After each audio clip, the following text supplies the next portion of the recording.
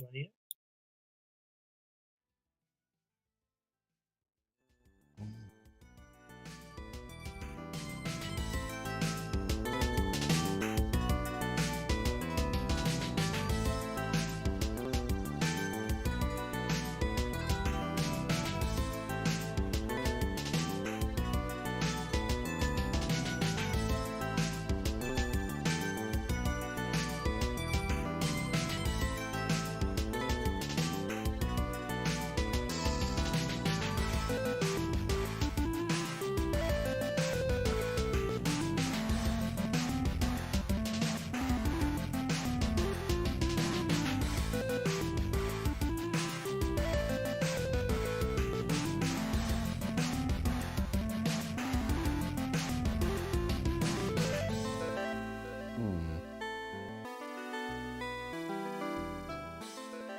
Hello and welcome to the Lucky Hit podcast. Oh, what a banger. Hey, fellas. Groovy. Right, so welcome to the Lucky Hit podcast number 98 on the 5th of January 2021. Not 2020 part 2 or 2020 Kiwami or anything like that. It is actually 2021. On the 32nd. No 2020 2.5 remix. Smarch 2020. Yeah. I mean, it basically is. We're back in lockdown again. Yeah. 2023 Lightning returns. Yeah. Outrun. Veronica X. What was that game? Outrun 2000? Outrun 2019. Yeah, that already happened. Great game, by the way. Most Mega Drive games that are set in the future already happened. Yep. Super Baseball 2020, which that was a Neo Geo game, but it was also on Genesis. That's true. Yeah, so I am AnimatedAF. I'm CherryT and Elk. And Murry Curry.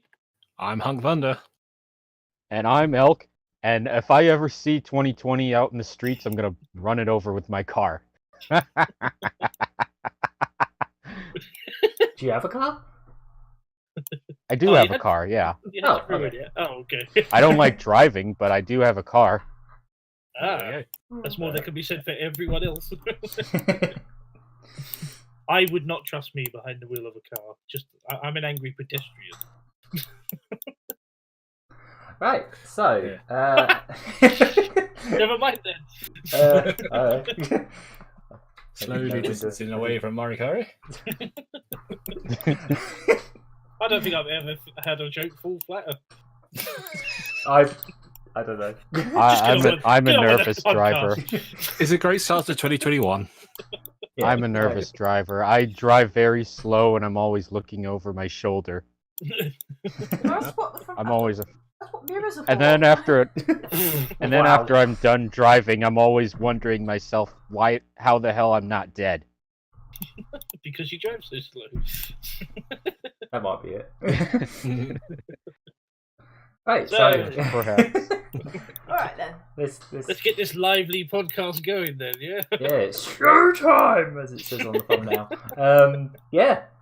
Let's start this thing how we usually start this thing, with what we've been playing. I don't know who wants to go first. Why don't you go first? Because one of the games you've been playing is in the thumbnail. Yeah, I guess I could do that, and I could also get that out of the way right now. Yeah. Well, I guess one of the games I've been playing is I'll save that for the news, but it's also kind of a news thing. I've been playing quite a lot of stuff since the last podcast. Oh yeah, it is in the news. Yeah. Okay. So yeah, I've been playing quite a lot of stuff since our last podcast, just before the end of the year. Grabbed quite a few cheap games on the Switch with a voucher that a relative got me. Most of those I featured on the last eShop Car Booty, including this one I'm really hooked on called Slaying 2. That game's fantastic. Yeah. I've been playing more Horace, I've been playing more Tycho, just playing all sorts of stuff. But really, I only really want to talk about one game this week, because this showed up literally the day after the last podcast. Yeah, and when it arrived, we didn't expect Jaws it to arrive when it did. Yeah, it's like this. Just a day too late to possibly earn a spot on your best of 2020 discussion. Just about. Yes. I was actually going to say, is it too late for me to add this? It is now. It's never too You guys have late. wait. Some people make their best and worst of. Some people do their best and worst of the year lists after January 1st anyway. Yeah, but we already had our list. That's the thing. I want to append. I want to add this in. So yeah, So do it. It's your list. Yeah. right. Talk about Paprium. Yes, Paprium It's arrived. the police. It arrived with its rattly cartridge. It's got like this thing inside it. You can hear it right here. Oh Jesus, be careful! Really? Yeah. Your cartridge rattles too? Yeah, they all do because they've just got like there's like this metal number plate thing inside it. I'm gonna have to pry the thing open and just take that out at some point because it's getting my nerves. I assumed that thing would be glued onto the inside of the cartridge. You'd think so, I'm but really yeah, it's surprised just it's not. loose in there, which is Is it- a choice. Is it actually attached to anything? No, it's just in Fair there. enough. Apparently, the next print run of them, it will be sort of attached, so it doesn't wiggle around. But it's just these early run All right. ones. I've got an early rattly edition. That's Makes super, it that's, like more super special, yeah, super special edition, rattly edition. Yeah, That's so It's not a problem; it's a feature. yeah, exactly. It's just like the old PSP things popping out. You know what I mean? Yeah, so it arrived. It's in my hands. It exists. Like after seeing like nothing about it for 3 years and just like all these like videos and practically whole massive articles about how this whole thing was a scam and a shambles and all this kind of stuff. Mhm. But it's here. It's tangible in my hands. It's an 80 megabyte cartridge as promised, and. I don't even know where to start. Like, this game is kind of incredible. I will say that. It's more so than anything, like, technology-wise, it's incredible because it is a massive 80 megabyte cartridge. You know, first time, I guess I should start with, first time I booted it up, it came up with a troll game, sort of like a weird, blocky, remake of the game with like crazy bus caliber music, and it said vaporware and scam all over it. And I was so close to actually switching off your stream just because of that music. yeah, I was like, when it first happened, they got me good because I thought this was like an incompatibility thing, like because there's certain Mega Drive Model 1s, only a very small amount of them apparently, but there is a couple Mega Drive 1s, maybe Mega Drive 2 or so, that it's not compatible with, and also this game does not run at all on the Mega SG for whatever reason, whether that was deliberate or not, it's not certain at this point. But yeah, it came up with that, and I kept pressing reset, and it was still coming up, and I was like, oh no, what's happened? But then when I turned the power off and turned it back on, then the actual game started up. I was like, yeah, you got me good with that. that was a pretty good troll. They will take the mick out of the whole accusations, basically. Yeah, Mhm. well, you know, those accusations were kind of justified, but you know, Yeah. the way this whole game was handled was questionable Yeah. at best. So, But yeah. the product is here, and it really does just speak for itself. It is kind of phenomenal, honestly. Like, I'm not. Dear, this is gonna sound like a really hot take, like a stupid hot take that everyone's gonna be like, "What the hell are you talking about?" But no, this game is not as good as Streets of Rage 4. It's not even a fair comparison to say that. But I think I've had more fun with this. Mhm. Well, I've definitely put twice as much time into it. I know that much already. Mainly because I've been streaming the whole thing. I wanted to stream the entire game, you know, going through the original mode, which actually has quite a lot of different routes, and each time you beat it, it basically unlocks a new area that you can find, and there's basically 3 different endings as far as I can tell. But yeah, no, there's no way, in no way, shape or form is this better than Streets of Rage 4. That's not even like a comparison you can make, really. It's a proper apples and oranges thing. Best way to describe this game, right, is, you know how kind of weird and campy and a bit strange Streets of Rage 3 was? Imagine if Streets of Rage 4 was them going full ham with the weirdness of 3. Like, if they took 3 and went, right, let's take Ash from Streets of Rage 3, the Japanese version, and make a whole game around that kind of aesthetic. Like, it's yeah, that is a good way of describing it. It's absolutely Yeah, that does make bonkers. sense. It's a cyberpunk dystopian future. Everyone's addicted to drugs called blue pills, including the characters you play as. There's a whole addiction mechanic in the game where you're taking pills to do special moves, and then a part of your health meter becomes addicted. And then, like, when you lose all your health, if you've still got a bit of addicted bar, you can still just about fight, but you're like really dizzy all the time and you can't do certain moves, and if you try to run you just end up like on the floor. All this kind of stuff. It's very cyberpunk, very smutty, you know. It's literally got characters with bits hanging out, just like cyberpunk, but intentionally in this case. Like, one of the secret characters is literally a naked, armless robot woman, I think. I don't know. It's... Oh, this game's strange. It is very, very bizarre, but it is also just ridiculously fun, and the soundtrack is phenomenal. In case you were wondering, that was the song that we started the podcast from, was one of my favourite songs from the game. The fact that it's got a custom graphics chip and a custom sound chip in it of some kind. Again, they're being very cryptic about what it is inside it. The graphics are just like easily probably the best I've ever seen on the Mega Drive. I just don't know how they did it. At times, it looks like sort of like an early Neo Geo game caliber almost in some places, and there's like no sprite flicker whatsoever. Sometimes when there's like 10 enemies on screen, they'll sort of like tear up a little bit. Some of their sprites will tear up a little bit, but other than that, the game never slows down, always runs smoothly. And I think the thing that just like flabbergasted me the most was, I think I described it when they announced that they were actually releasing the game, but like, if you have a Mega CD installed, you can have a CPU partner that joins you, and the Mega CD is the AI of the CPU player somehow. Apparently Final Fight 3 on the Super Nintendo had a similar feature where you could have a CPU partner, but apparently the AI on it was really dumb. But like, I feel like that the AI on this is actually kind of semi-smart. Like, for example, if there's 2 bits of food on the floor and you pick one of them up, you know, they won't pick up both and they won't pick up neither. If you pick up one, then they go, oh, right, I should get the other one, and they actually pick it up and stuff like that. And what got me as well is, like, when I was live streaming it, I think last night, I only just noticed that, because basically you need to have a second controller plugged in to set up the CPU player thing. But then if you pick up the second player controller and just start moving around, it immediately gives you control of the character. And as soon as you put...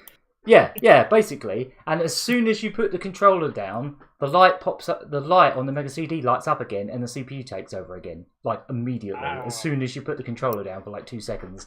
It's insane. So there were actually a couple of times where I wanted the CPU to do something, and they weren't doing it, so I just picked up the controller and made them do it. That is neat. That is so clever. And the fact that, like, you actually see the Mega CD, like, disc light blink. You don't have to have a CD in the Mega CD. It's just using the chip of the Mega CD somehow. I don't know how it does it. Some kind of black magic. I really don't know how they made the Mega CD communicate with the Mega Drive in that way. Like, it's shocking. But yeah, I've put about, I want to say about 10 hours into this game. I've pretty much completed most of the stuff in it. Completed the original mode, got the true ending, which unfortunately locks your save file, so you can't play that save file anymore. It does let you play the routes in the arcade mode once you've done that. But yeah, there's 3 save slots, and if you were to get true endings on all 3 of them, you'd basically have to erase one of them to, yeah. I've unlocked one of the secret characters. There's one more to get. I'm not quite sure how I'm going to get them yet. I guess I just have to play more of original mode. And apparently, if you've played original mode for over 8 hours, you unlock new costumes for all the characters, or like color schemes or something like that. Yeah, this game is kind of insane. I don't know how they pulled it off. It's not perfect by any means. Like, the combat it feels good, but it's also kind of simplistic. It's probably more like Streets of Rage 1 than Streets of Rage 2, if that makes sense. Okay. Some of the characters do have like the dashing and the running from Streets of Rage 3, but I would say like the AI and some of the bosses, for example, you can pretty much jump kick everything and they just don't know what to do. Like I got to the very final boss and I had like no health. All I had was a little bit of addiction bar left and I was just like falling on the floor constantly. But I still managed to defeat the boss by just jump kicking it to death. Like, it's not perfect. It's not as nuanced and as, polished as a Streets of Rage game by any means. It has its issues. Like sometimes enemies will just, not only will they camp outside the screen, they'll get stuck outside the screen and they'll just be gone for ages. And their way of circumventing it is by just having the characters drop back into the level. It's like, I guess that's a fix, but not really. It's like they're not smart enough to walk back into the level, so they have to be thrown back in. It doesn't. Awfully funny. Like, yeah, get back in there. Yeah, I'd say, it doesn't have the depth of Streets of Rage. It doesn't have like the super moves. It doesn't have any super moves where you lose a bit of health or anything like that. The pill super move is pretty much just one move you just spam and just whack that over and over again while your sort of addiction bar is going. I'm trying to think. It's just ridiculous. There's bits where you're driving around on forklifts and there's enemies that you attack that will actually I'm trying to figure out how to even word this stuff. So there's enemies that when you defeat them, you can either finish them off or you can jump on their back and piggyback them and then run around as them and headbutt people with this guy while your hands are covering their eyes. Yeah, that made me think of a music video. I think it was Badly Drawn Boy, where he goes around town as a human taxi. Yeah, kind of. I think they were.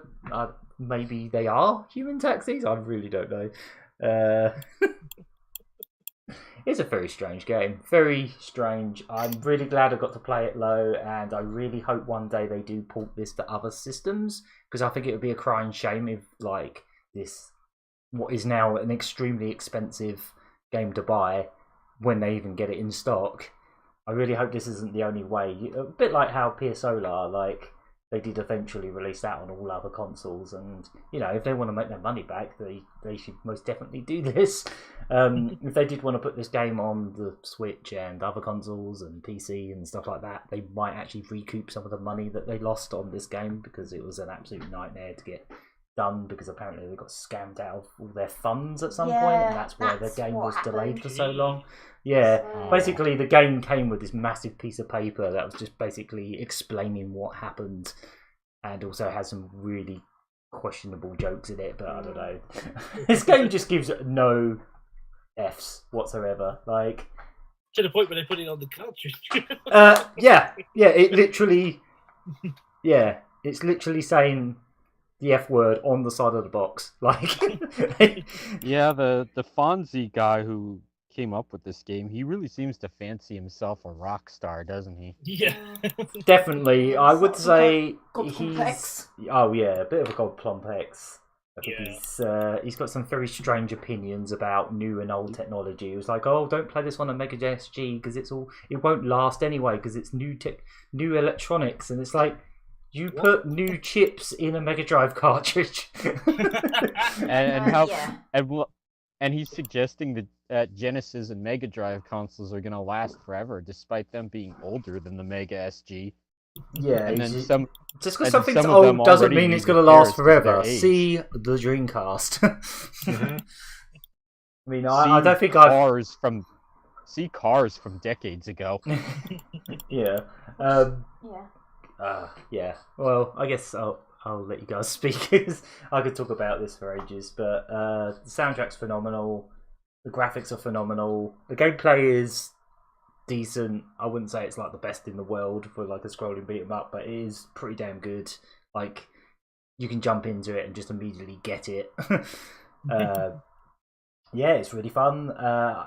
don't know if I would pay the full price they're paying for it now, but I'm glad I bought it I pre-ordered it 3 years ago, basically. It's sitting quite proudly on my shelf next to the free Streets of Rage games. Yeah, that's mostly what I've been... Well, that's not all I've been playing, but that's all I'm going to talk about, because otherwise I'll be here all night. Mm-hmm. I haven't been playing too much, so I suppose I could go next. Mm-hmm. Yeah, go for it. Right. So yeah, I'm still playing Yakuza. Surprise, surprise. I moved on to Legend difficulty now, which has been done in a different way to the usual games, where usually you sort of start again. And, yeah, it doesn't really like it when you do New Game Plus on Legend. It's just like the hardest difficulty setting, basically. And Yakuza Like a Dragon, it's actually done in a way where you have to finish the game first. Like it comes up with a thing saying, "Oh, you need 70 plus, level characters." Oh, sorry. And so yeah, basically, it's really weird the way it works because it's unlike most Yakuza games. Like almost everything has carried over into New Game Plus. Like it's remembered everything, which is really nice. Usually like you have to do like whole mini games from scratch. But this time it's remembered so much stuff I could just crack on and grind those levels. But yeah, basically all of the enemies have still got the same levels as they were before. So they're like level 10 and stuff like that, but their stats are basically the same as like a level 80 plus character. So it's really confusing. Whoa. You're like, a level 10, I'll be able to take him, and then you're like pressing restart because these guys have just unloaded on you. So it's a really obscure experience for a Yakuza game, but I'm enjoying it in its own weird way. Unfortunately, though, it does, as the game, the game's very much sort of not so much spoofing, but sort of referencing a very specific series. Is going for Dragon Quest, so it is actually making you grind a lot. You can't really blame them because it's part of that thing that they're doing. But as long as they don't do this like for every single game going forward, because I can see people getting a bit worn out by it. But we're going to make as many Like a Dragons as there are Dragon Quests. So. Oh god! Like a Dragon Quest. I'd like to see him try. Yeah. I do feel like they were tempted to put Quest on the title, and they were like, "No, you can't do that. You can mention it in the game, but you can't put it in the title." Oh, and he does mention it a lot. Mm-hmm. So yeah, I mean, I'm still enjoying that. Like, I've hit a silly amount of hours now. I think when I checked this morning, I think I'm on 180 plus hours now. So it's getting crazy. And yes, I've been playing lots of that still, and I probably will be for a while. And other than that, I've been getting back into both Spelunky 1 and 2 again because I always do. It's like a perennial game for me. At least once a year, I get back into that. And it's now a series. Technically. Yeah. If you think about it, there are 3 games because Oh yeah, technically, yeah. Yeah, There's the original Spelunky game and Spelunky and Spelunky 2. The original game is quite a bit different. It really is, yeah. I actually found it quite difficult, like even more so than the main one, just because I found the sprites a bit too simplistic and a bit hard to pass, like a little bit. The problem with that game for me is the original is it's got a bit of a problem with momentum. Like I think there's like a bit of a coding thing going on where if you you hold the dash button, and the dash button in that game is a bit crazy once it really picks up. But you can sort of slow down and grab a ledge, but it will sort of save your momentum if you grab a ledge. So you come off the ledge, you just fly into like like you're running full pelt, and that's killed me loads of times. Yeah. I think the creator Derek Yu actually put that game out open source, like actually put out the game maker code for it at one point. Yeah. So you can actually like study the code, and you could, if you were smart enough, you could probably go in there and fix that. One thing I really like about it, yeah, that's true actually. Yeah, I wouldn't be surprised if the people have done just that. One of the things I like about the original game is, again, like you say, you can grab it for free off just Spelunky.com. But it's actually got a level editor in it, which is really cool. I wish they'd do something like that in the main ones, like the current ones. That would be so cool. I might even have to stream it one time because basically all you have to do is you press F5 on the title screen and you get to play around with the different chipsets, and it's based on the shortcuts you've unlocked. So if you haven't done any, you just get the cave, and then once you get the jungle, you get to the jungle. Blah blah blah. Okay, yeah. And yeah, basically, like you can make as many levels as you want. As soon as you finish the level, we just basically like the world sort of thing. You can make them like 15 levels long or whatever. 15 is the normal, isn't it? And then you can make it like 20 or whatever, and it'll just throw an ultimate level at the end when you finish. So you can make one that's just a couple of levels long, and it'll just have an ultimate at the end. So yeah, I've just been playing. 2, I was streaming it last night. I finally did a playthrough of that. I've been trying to just stop doing the just missed chain. that and all. Like I didn't even get. It's a shame. I think when I joined in, you were starting a new game just after that. Yeah, I think that was the case. Yeah, because for the longest time I was trying to do the chain. I thought to myself, hang on a minute, you haven't even done a normal run yet. So I just stopped, trying to break my back doing all that. And I just spent that stream trying to just get on with it. And yeah, like I thought I was going to be super rusty, and no, it just all kind of came back. And I was super happy about that. So now I've got no real excuse. I've got to try and do the chain. It's so much harder in 2. And yes, and today finally my fan gamer version of 1 arrived, so I gave that a little go, and I actually played that on a different profile because I want to start like another right from the beginning. I want to do that on the stream. I think it'd be fun. Oh, that's a good idea. Yeah, you have to do all the shortcuts again, and yeah. Yeah, I thought that would be quite interesting. Like with the goal of trying to fill up the journal as fast as possible, which is that's a cool idea. Easy task. Yeah. So I thought that would be fun. So I wasn't playing on my normal profile. To journal with it. To journal. To hell and back. Just getting back to hell would be nice. I haven't been there in ages. So that's literally all I've been playing this last week. Lots of Yakuza and a good old bit of Spelunky, and I'm glad I came back to it now because I've had a long enough break. So Spelunky 2 isn't winding me up at the moment. You do get burnt out with that game. Oh, definitely. Really so that's me. Cool. Guess I'll go next. Yeah, go for it. And so I've been playing a lot of PSO2. You never seen it coming.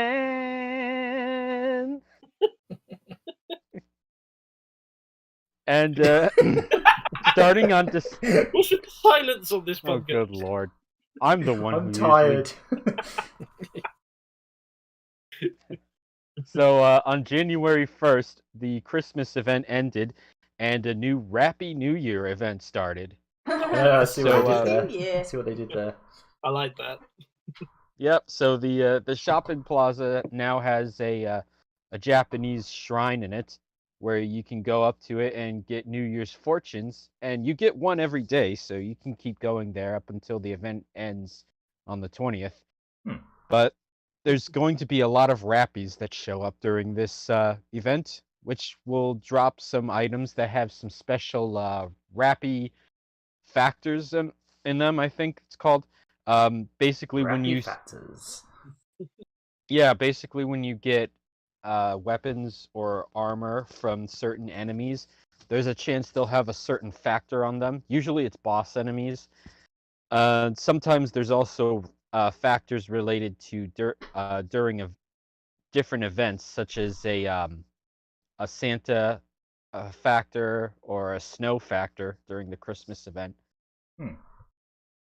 And then besides that, the extra Rappies also means you get the extra chance of getting some Rappy suits of different colors. Aww. Covered in feathers. I'm not gonna lie, I'd probably try and collect those if I was playing. I really like Rappies. What can I say? I love the mascot type characters. I love pretties and just go there as well. I think my favourite Rappies are the really ugly fat ones from the third game. Yeah. They're called chirpies or something, weren't they? I think they were like the first ones, weren't they? Yeah. I think in so. In PSO2, those type of Rappies are the Nefarious Rappies. They show up so they're actually in it. Okay. Yeah, they show up in the forest area of the planet Nefarious, which is the starting area in the game. The tutorial that you go through at this right after you make your own character, for example, that takes place in the Nefarious forests. Oh yeah. And the Rappies that you see everywhere else, they have the cutesy anime look to them. Yes. And they're And those are the Rappies that come with extra bonuses. The Nefarious Rappies, they have the same behavior, but other than that, there's nothing special about them. They're called chirpers in Fantasy Star 3, and Yeah. they're much more markedly fatter and uglier. Yeah, that's why I like them. Yes. So they Fat weren't and always ugly. called Rappies. No. I mean, I'm looking at one And, of the. Sorry. Yeah, that's all right. There's no special quests for Rappy New Year, but they did bring back the We Well, Are like Arcs Crappy New Year. rare. They did bring back the We Are Arcs Rare Drop Koi Koi concert, which, if you'll recall, was the Oban festival that started in August, which had 2 songs, We Are Arcs and Rare Drop Koi Koi. The first song, We Are Arcs, is sung by Takanobu Mitsuyoshi. Yep. And the second one is the song I know about who that is, don't worry. It's the Daytona bloke. and the Nice. second song is about it's the Daytona USA singer. Mm-hmm. The Daytona second bloke. song isn't sung by him, but it's a song about praying for a plentiful bounty of rare drops, which is amazingly cute. I'll give you. And I'll give you a plentiful. I can't even finish that sentence. Plentiful penis. I was thinking plentiful drops, but you know. Hey, if you get plentiful rare drops, then perhaps they're not even rare drops anymore. That's a good question. Point. But this is one of my favorite concerts in the game because not only are the songs great, but I just love how they have a stage where a lot of characters get to go up there and dance, and it's just the concerts where they have a bunch of players join together like that and dance. It always feels like a triumphant moment to me. It goes back to what I said the last time about the sense of community in PSO2. Yeah, I Yeah, get I that. totally And especially with the song "We Are Arcs," because that song is about how everyone is stronger together. We're an unstoppable force, and we're always there to have each other's backs. Is essentially the song, and it's We have it's 2 of every fantastic. animal. Even if you that's about. Oh yeah. Sega also debuted the English version of an official PSO2 webcomic. I think it's called PSO2 Komi, where I think I saw something about that on there's Twitter. a dedicated website to it, and the website has special codes that you can enter into PSO2, which will get you PSO2 Komi memories, and you spend those memories on special PSO2 Komi items in the game. It's similar to the Raggle memories, which you could buy and then spend on items from the original PSO. And beyond PSO2, I've also been playing. I forgot to mention there is one new quest. This is related to episode 6. So there's quests that come up now and then where you're in a large space battle against new enemies that are in episode 6 called Photoners, which actually date way back to the episode 2, I believe, in the story. But anyway, the Photoners are weird. They are a group of beings that are made up of what they look like to me is they look like enemies from the original Star Fox. They look like low poly super FX gobbledygook, but with better textures. Oh, right. Oh, and my favorite one, there's these smaller enemies that shoot these very interesting voxel lasers. So you remember the Moonanites from Aqua Teen Hunger Force? Oh god, yeah. Remember how they shoot a laser that just inches by really, really slowly while they tell you about while they go on and on about how dead you're gonna be when it finally hits you.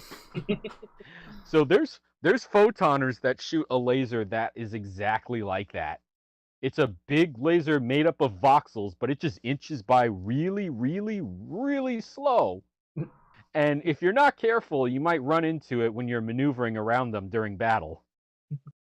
but every time I see it, it just reminds me of the Moonanites. That's a show Anyway, that's a show I haven't watched in forever. Yeah, a same very here. long time. I still want to watch it. The only thing I remember of that is Beatwad. Yeah. Yep. There's 3 phases to this battle. So the first one, you usually have to rescue a ship. The second one, you have to jump on board a Photoner ship, which has something called an AIS disruptor that you have to destroy. And then the third phase, there's 2 different types of third phases that come up randomly. The first one, you board an AIS, which is a giant mech. And you have to fly around and destroy more ships. Then you have to battle a giant boss robot. And in the other phase 3, you're still on board your ship, which flies straight into an enemy mothership, where the same giant boss robot appears, except you don't fight him from an AIS. You fight him on foot. And then once you beat him, your ship fires off a giant laser that destroys the mothership. And yeah, and it's a really cool battle. During the third phase, no matter what third phase you enter in, it plays this really cool song with lyrics. It just really pumps you up.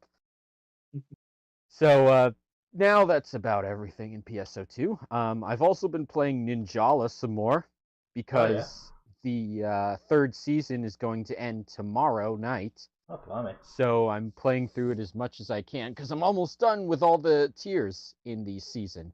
Oh, nice. And then, what else have I been playing? Oh, yeah. I'm still playing Donkey Kong Country 3 on Super Nintendo. Because what can I say? After I started playing it again last week, I just couldn't put it down.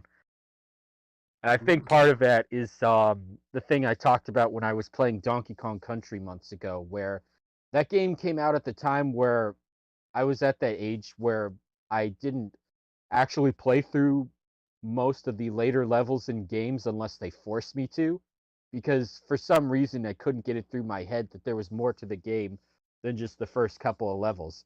So now I'm finally seeing what else was actually in the game that I don't know. I guess I refused to play through as a kid. And there's one level I really hate. It's an underwater level where you're constantly followed by a fish that's going to bite you if you don't lead him over to other fish that he can eat. And if he gets too close to any of these spiny enemies, then he'll start to change color and get more and more mad. So if he eats too many spinal enemies, or if he goes too long without eating a fish, he'll just bite you. And nothing like playing through a level where you're constantly followed by an enemy that's just going to eat you when he decides that he let you live long enough. There's no fish about. I might as well eat those monkeys there. Like, I prefer fish, but if there are no fish, I will have monkey. Yeah. I will have monkey soup tonight. Yep. Except I'm underwater where it's kind of difficult to make soup. But anyway. Put it off in SpongeBob, I'm sure. Yeah. If they can do right, if SpongeBob can do logic. it, then yeah. Any cartoon character can. That's underwater. Makes perfect sense to me. And finally, I've also spent some more time on Phantasy Star 4. Oh, Which okay. Nice. In the Sega Forever Discord server, the game of the month, they have a game of the month where they hold a lot of discussions over a certain game. And for December, the game of the month was Phantasy Star 4. So all the discussion that was had over the game, and as well as one of the people who showed me how a lot of stuff was from the original Phantasy Star quadrilogy was actually referenced in PSO2, like some of the music. Oh yeah. Like speaking of that urgent quest with the boss that plays the Phantasy Star 4 final boss music also came up again this month. And I listened to it again. It really is just the Phantasy Star 4 final boss music. It's so cool. But anyway, I'm not at the final boss in Phantasy Star 4 yet. I'm actually on the planet Desolus, Oh yeah. the frozen planet, Oh yes. where Yes. I am. Sorry. Yeah, the frozen planet where you run into Raja and then Kira.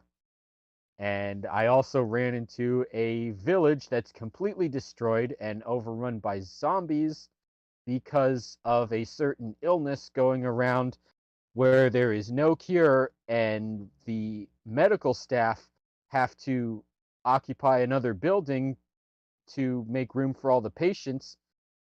And all they can really do is prolong their lives because, again, they have no cure. And wow, this all sounds very familiar. Yeah. Well- There's a lot more of that. Where that comes from in that game. We'll get that vaccine soon, guys. Hang in there. Yeah. But Right.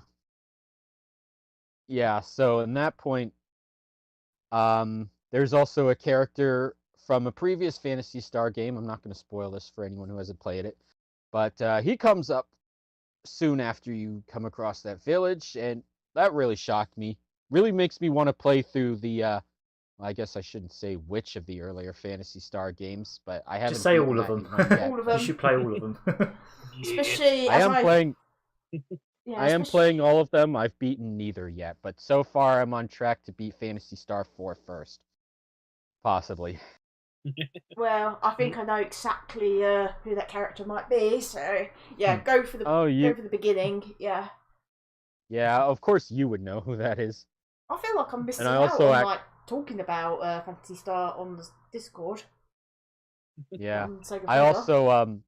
also came across a weapons dungeon close to another village in that area where and I really like this about the game, how you can come across these optional dungeons if you know where to look, which usually have some exclusive weapons.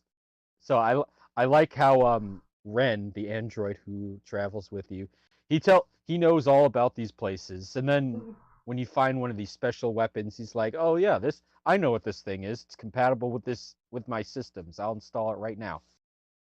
Weapon installed, and then you can't use it very often, but when he does find one of those things, it's really cool. Also, I'm playing Phantasy Star 4 via the free the Sega Forever Phantasy Star Classics mobile app, which is yeah. how, yeah, much like with Shining Force 2, that's how I was playing the game to record footage for that Genesis 30th anniversary video I did years ago. Because that way I'd be able to devote more time to the game by allowing myself the freedom to play it anywhere. And I also played that one at the gym on the treadmills back when it was safe to go to the gym. Okay, I'm out of breath. That's all the games I played. Right. Hunk Thunder want to go next? Yep, can do. Basically, I did was supposed to stream all the way through New Year's Day, but not New Year's Day, New Year's Eve, but certain things got in the way. But I did play a few games. I won't say the first one just yet, but I finally opened up my copy of Puyo Puyo Tetris 2. Oh yes. And played with AnimatedAF. Yeah, we played a bit of online, didn't we? Yeah, I managed to find a cheap copy. I say cheap copy, cheap cartridge on eBay of all places. All thanks to Green Viper for that one, because he's the one that pointed me in that direction. Shout out to Green Viper. Then I played some Among Us with a few friends, just to basically pass the time until midnight on New Year's Eve. Also, yesterday got back into playing some Donkey Kong. Ah, yes. Which, I didn't do too bad. I'll say not too bad. Obviously, I haven't played for about arcade Donkey Kong. Yep, I've got the Arcade Archives edition on my Switch, and cool. You know that game's going to turn 40 years old later this year. That's why I started practicing, because I'm planning to do something big in July. That's when it was released in Japan and America, but I got to do that too. Yeah, all research led to the European release date, just saying 2008, not 2000, 1981. So there's no specific date for the European release, but yeah, I guess everywhere else. Actually knowing release dates for some of these things is a bit fake back then. They didn't really catalogue that stuff very well. No, they just put it out there, and even like I think even like the Master System's European launch is kind of vague. Like there's no exact date. It's just kind of around a certain several months. But yeah, no one actually knows the original release date for the North American version of Super Mario Brothers, because the NES was just basically a test marketed in New York. Yes, when it first came out, and then gradually word spread across the country, and yeah, that's everywhere. But going back to my first game that I played on New Year's Eve, Pepsi Man. Oh yes, Pepsi Man. Yeah. Pepsi Man. I mean, like, yes, it's fun, but I reckon as I was playing on Twitch, people have more fun of me slowly descending into insanity. Those later levels, my god. Yeah. What I recall. That's one of the best parts about watching a streamer is watching them go mad from a difficult game. Yeah. I remember those bouncing cans. Clong, clong, clong, clong. Half of that game is just like Pepsi trying to murder their own mascot with giant Pepsi cans in a world of Pepsi logos and Pepsi cans coming out of Pepsi cans and yeah, a whole Pepsi town. Yeah, where he should like feel welcome, but no, everyone wants to end him. I mean, like I presume that's just like a city that Pepsi owns. They've just like taken over the whole city, but they just don't know how to do anything because like all the cars with Pepsi on them are crashing into walls and everything's on fire and the people lying on the floor dead. And you're like, what the hell's happened here? Exactly. This is what happens when you let a cola company take over like a whole city. Like just chaos ensues. Yeah. And then here's Pepsi Man just trying to help people get through the day. Yeah. Running through all this madness in order to get the job done. Maybe he's like, here, have a Pepsi. And they're like, everything is Pepsi. We're sick of Pepsi. Go away. You know what? That's another good point. The Pepsi Cola company is so pathetic at stocking their vending machines and their shelves.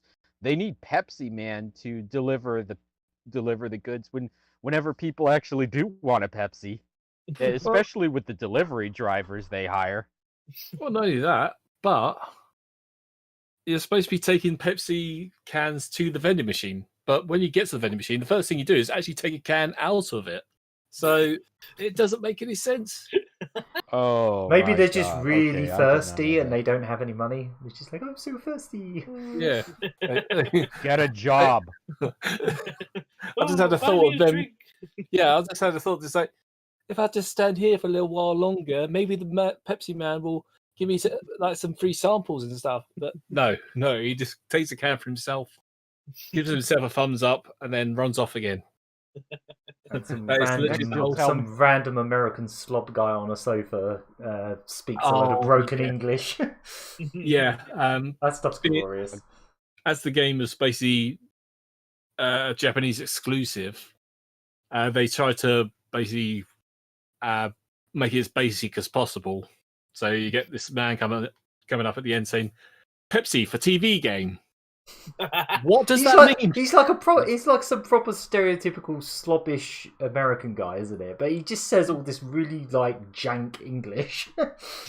Pepsi for pizza, but with like normal. You know, he's saying everything normally, but nothing he's saying makes sense. I mean, TV. You know, in Japan they call them TV games, not video games. Yeah. That's why he says Pepsi for TV game. Yeah. Terebi game. Yeah. Mm-hmm. There's a That's Japanese. Really weird hearing like broken English coming out of like this random local. Yeah, it's just the way he just says it and the way he presents himself as well. Just like he has a whole fridge full of Pepsis, and is he sort of like the amount of culture? I just this game just. Didn't you hear? Pepsi is my choice. My choice. Pepsi is my choice, he goes. And it's the choice of a new generation. That's it. Pepsi pays him to say that. That's why he has all that Pepsi. Yeah. Hey, I'd take the deal too. Yeah, well, I pretty much am. I've got like under my desk like 40 cans of Pepsi. They didn't even give you a deal, but you agreed to it anyway. Well, yeah. I mean, I'd prefer money over Pepsi. Yeah. Maybe I'd spend all that money and buy just as much Pepsi anyway. But money could be used for goods and services, and I use the service of Amazon Prime now to give me more Pepsi. So I am actually my own worst enemy. Oh, did a similar Capitalist thing, pig. but with Oh, vegetarian man. sausages. I hope they are under your desk, but you know. No, we've got 5 packets in our freezer right now. Shockingly that'll last nice you. ones. That'll last you till a couple of weeks, I'd say. I ain't Just got have no sausages Pepsi right every now. other day. Yeah. So Pepsi and veggie sausages. Yeah, that sounds like a good night. Mm. So yeah, that's what I've been playing. Okay. Oh yeah, playing. Oh yeah. Cool. So I presume it's Cherry Terrier. Yep. Yeah. Mm-hmm. What I'm about to tell you will not be like me. I've been playing a whole slew of like common, like nominal like mobile games. Because Oh, you don't like mobile games? well, usually I only just played Pokemon Go and Dr. Mario World, but I came across a app called Mistplay, where you download games through that, and by common games I mean like Coinmaster and Dice Streams and like Farmville and stuff. So I gave some of these games a go, and for about a week now I've been playing them like here and there, and yeah, I managed to get about £10 worth of like vouchers so far for Amazon and Google Play and that. So basically, this is an app where you play games and they reward you in Amazon vouchers for playing them. Yeah. What? Yeah. Obviously, they're like I've seen really ads for generic, stuff like that all the cheapo time. games. You know, like what you get on like Facebook and that. Yeah. Yeah. But Yeah. they encourage you to connect with your Facebook, but it's not forced. That's good. At least there's that. Yeah, Yeah. so... Because the first time I glanced over, you were just playing some random roulette game. I was like, what? What's going on? Yeah, and a solitaire game, solitaire I mean, Grand solitaire's Harvest. solitaire. We You all can't remember really how screw I up feel solitaire. about Facebook. Yeah, I actually deactivated mine, but yeah, recently. But yeah, there's some of them I actually quite gelled with, like Dice Streams. That's like a sort of that's a sort of roulette type game as well, but it's like dice instead of like slots. I wonder if they have the kind of games on there that I've been buying for like 8p on the eShop. Not Because some of really. those games feel like they're probably that kind of like caliber. Of Not just like, really. oh, I but it's mean- only 8p. Except you're getting paid to play them, technically. I mean, like, I know last time I seen you play a game like that was Subaru City. Yeah, but that game's amazing. If Yeah. they put that I on love there, that you would game. willingly play that and get money for it. Yeah. Get Amazon vouchers for it. If that pops up on there, I'll be on it. Yeah, It's pretty cool that you get money for this. yeah. Yeah, I'm not really sure how that works. I guess they're just trying to encourage you to put that money straight back into the games, I guess. Yeah, they And maybe want it's just to- helping out the game developers by having their games be played. Yes. That's You know, in a sea of a million similar looking apps, they need to stand out Yeah. somehow. Yeah. Makes sense. Have Yes. they got like lots of ads on them? Is that what? Yes. Ah, I there mean, we there's go. that too, but yeah. Yeah. The ads are mainly for like other mobile games and stuff. Yeah. It does get a bit repetitive, but you know, I put up this sort of thing all the time. I mean, there's something you can put on in the background while you're doing something else. Yeah, That's about it. exactly. Yeah. Well, that's pretty cool. Yeah, so this one in particular is called Mistplay. So it took me about a week to gather up enough like points to cash out like the £10 worth of vouchers so far. It's not bad for a month. That's more than we'll ever make on Twitch. Let's be Yeah. honest. It's not a week. Yeah. A week? Oh, Yeah. Jesus. Yeah, no, Yeah. they will definitely never make that on Twitch in a week. Even if it is in vouchers. Yeah. So it works by when you play one of the games that's on their system. Like you download it through like Google Play as well, but it sort of does a time tracker on the game. So and you get like different checkpoints. So here I've got like this is how much you end up getting. And each game has like 20 checkpoints. So the longer you play the game, like the more like experience you get. No, that's how you earn the free units. It's vouchers. Yeah. So I'm experimenting with like. I mean, I haven't been able to get on with every single game that was on there. Oh no, of course not. Like I tried this one called Dragon City, and that one didn't gel with me so much. No, but if there's some on there that are actually quite enjoyable, that's a bonus. Yeah, like you don't want to be slogging actually, through really horrible games. Yeah. Yeah. I mean, For no I actually reason. quite like Dice Dreams. It's got like cute, like little character designs and. Yeah, it does look cute. Yeah. Yeah, just because it's called Dice Dreams doesn't mean it's going to be like shovelware complete rubbish. There's bound to be some gems amongst it. Just like how I always try to find stuff at the cheap end of the eShop, and sometimes you get some gems. Yeah, and absolutely. these games are like I think they're like the favourites because they give out the most like units as you play them. So they're whoever from whatever companies they're with, they're pretty chummy. So, but yeah, Dice Dreams is quite cute. So out of those games so far, that's the one you would probably recommend the most. Yeah, and Coinmaster's okay as well. Oh, okay. They're both like games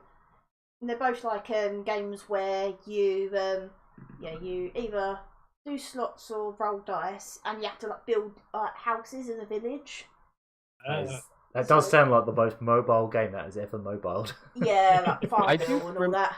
It's like you farm. I think I remember seeing ads for Coinmaster specifically. That one sounds familiar. The farm is isometric. You craft things. Yeah, it's not the first time I played like mobile games like that. When I first had a mobile phone like that, one of the first like mobile games I got that wasn't a Rayman one was I think it was Words with Friends. Oh yeah, that one was actually like quite popular. Had a bit of a cult following actually. Yeah, that one did. Yeah, so that's mainly what I've been playing. Oh, fair enough. One of my friends still plays Words with Friends. Yeah, I wish Dr. Mario and Pokemon Go would be playable on these. Or can you imagine what their servers would be like if something like that went on there? Like it's like, oh, Pokemon Go, you can get paid to play Pokemon Go. Oh god! Like how would now, Misplay is one of the more legitimate ones of these apps. There are other ones about, but some of them are quite scammy, and you might want to avoid those. Like there's this other one called PlaySpot UK, and that's definitely one of the scammy ones. Oh, right. So you've got to be really careful what you're going for. But So, you'd recommend this, what was it called? I do recommend Misplay. Misplay, okay. Yeah. So Mist is in Misty! And play, yeah. Yeah. Do you not remember those in SMTV Live where they kept the mick out of Pokemon? Oh, is that what you were doing? Yeah. No, I thought you were just saying Misty in a funny way for no reason. Declan Donnelly dressed up as Misty. And yeah. No. Oh, that Misty. Yeah, I didn't get it either. Yeah. Just quickly, there is another one that I find is legitimate as well called Cashamole, and that one already paid me 50p into PayPal for playing another like farming harvest game like for over an hour. So maybe I should get onto one of these things so I can just get money for cheap Switch games. yeah, or it'd be like Amazon. I think Misplay. It'll be different in different countries, but so at the moment they have Amazon, Mastercards, Visas, Google Play, Uber for some reason, iTunes, Decathlon UK, which right, I need to get to this location, but just hang on a moment. I just need to play 2 hours of this roulette game. yeah, and then I'll be able and to. John Lewis. And then I'll be able to sit in there, getting the. I don't think I'll ever be able to do like any shopping in Decathlon anytime soon, but cause that's like a sportswear shop. Yeah, that's all I've been playing, and I've been quite chuffed. Yeah, quite interesting little experiment there. Yeah.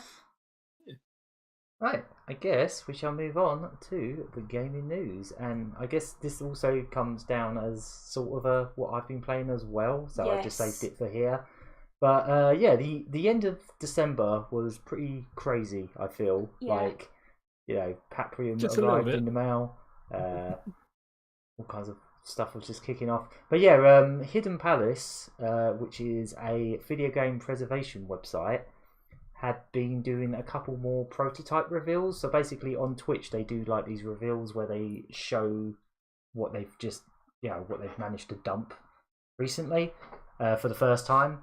And they always have like this big countdown and they make it all mysterious what it's going to be, and you have no idea what it's going to be. So they did one about a few days before New Year's Eve, and they got their hands on some pretty late prototypes of Sonic Spinball, and they also had some like VHS footage of a really super early version of Ristar, or Ristar, however you want to pronounce it. Oh, no.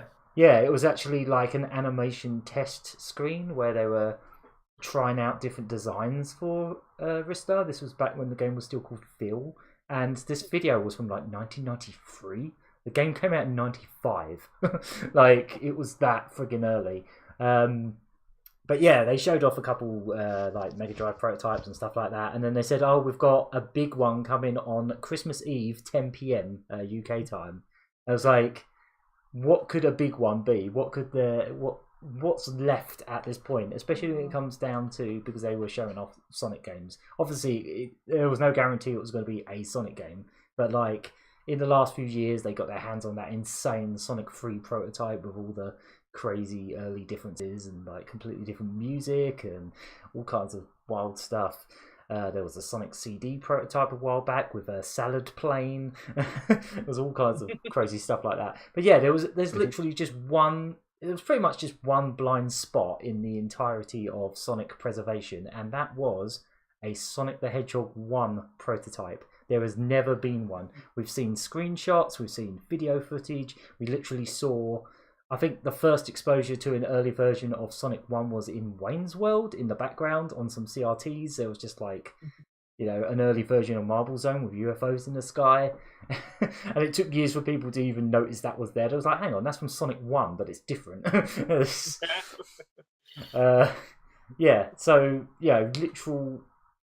No one thought they would ever find this. Like, it's just one of those things that has eluded the preservation scene, and like, you know, looking for prototypes and looking for early builds of anything. Like Sonic 1 is the one game, because I mean, like the website Hidden Palace, it's named after the Sonic, the legendary Sonic 2 beta that was found on a random bootleg cartridge that ended up, pretty much kicking off the video game preservation prototype scene in the first place. That was like where everything started on the internet in a way, with that Sonic 2 beta that had a Hidden Palace zone in it.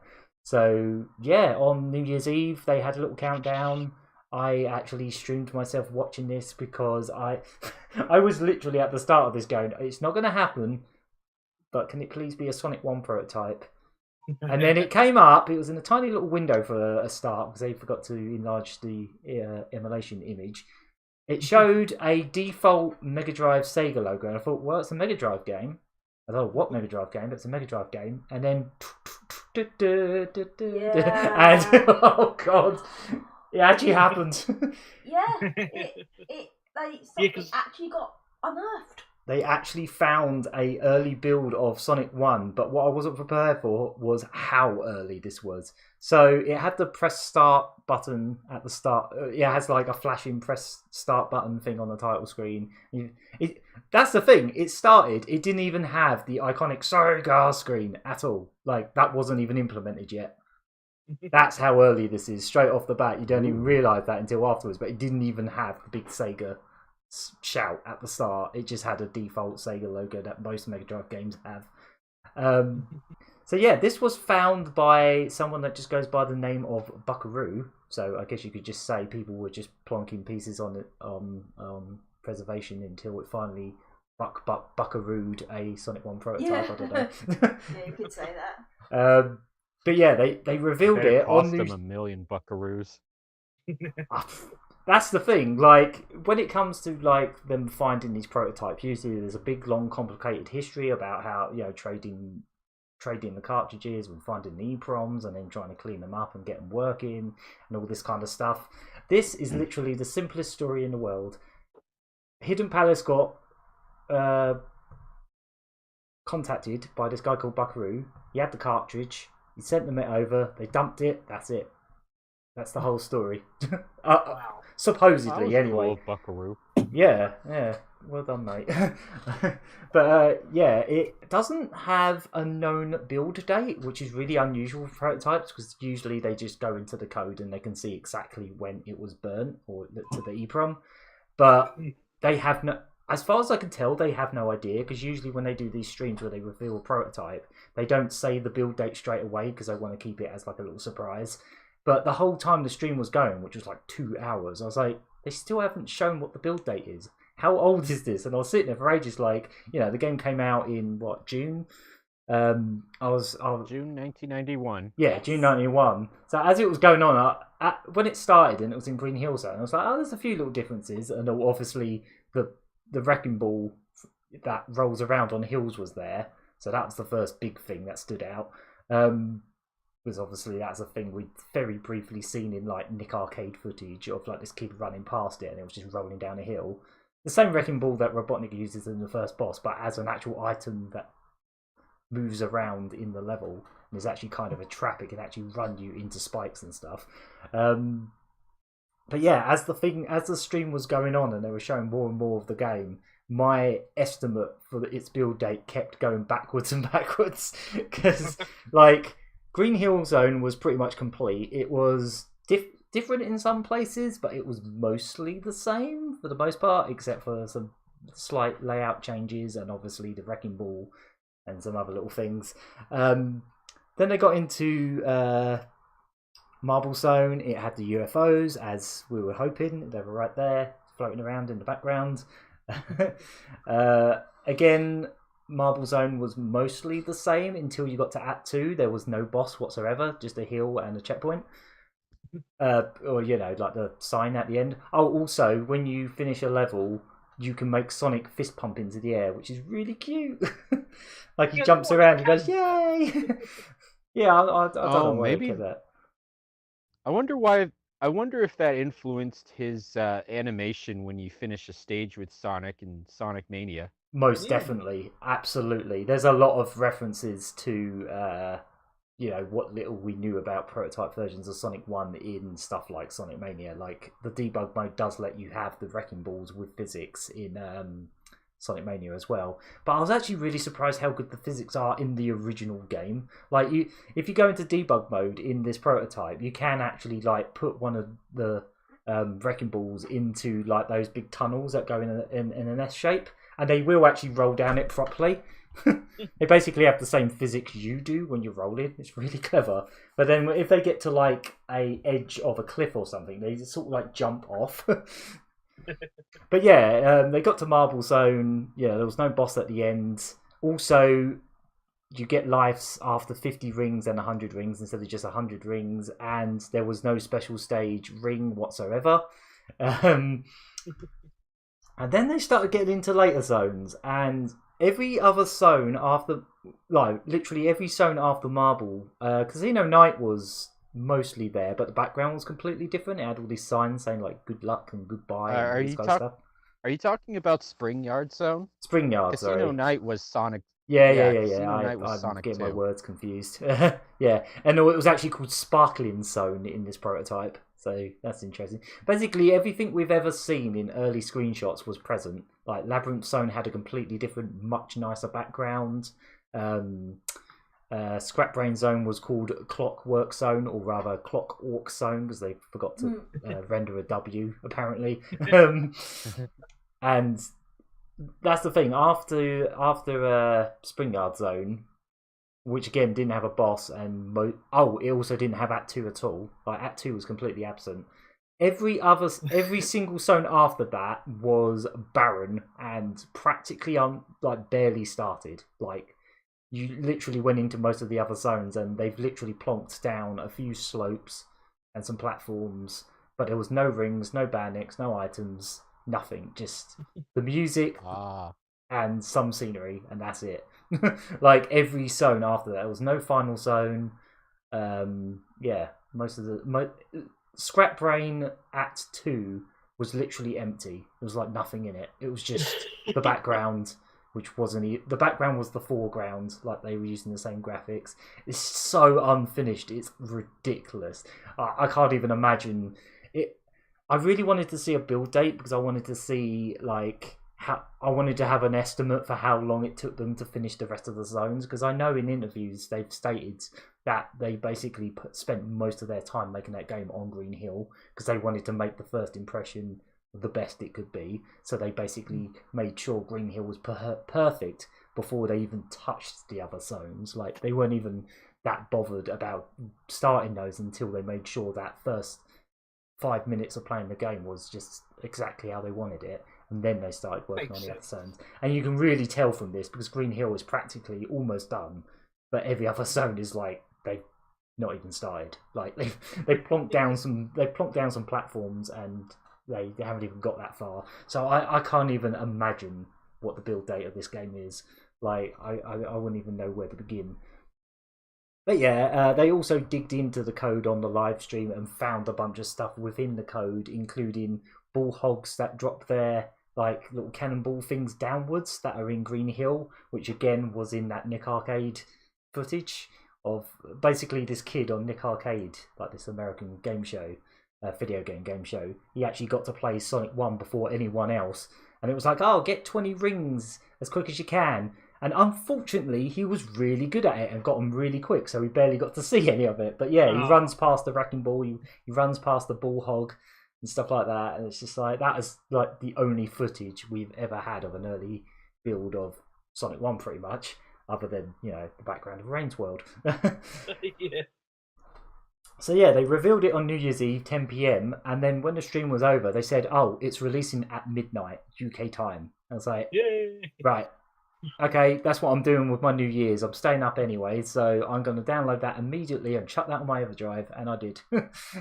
Yeah, I was waiting for that. I was like, come on, I want to see it. Yeah, I was waiting for the website to update for ages, and then it finally, I had my SD card ready. I was just like, yep, jumping, just chucking it straight on there and throwing it right in my Mega Drive. Speaking of things, oh, go on.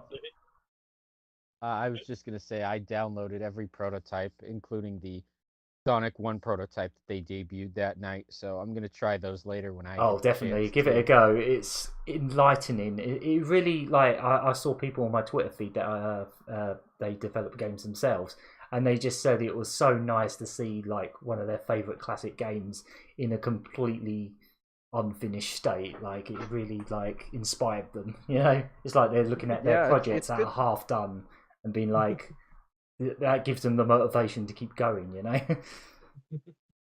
Yeah, I definitely see that mindset.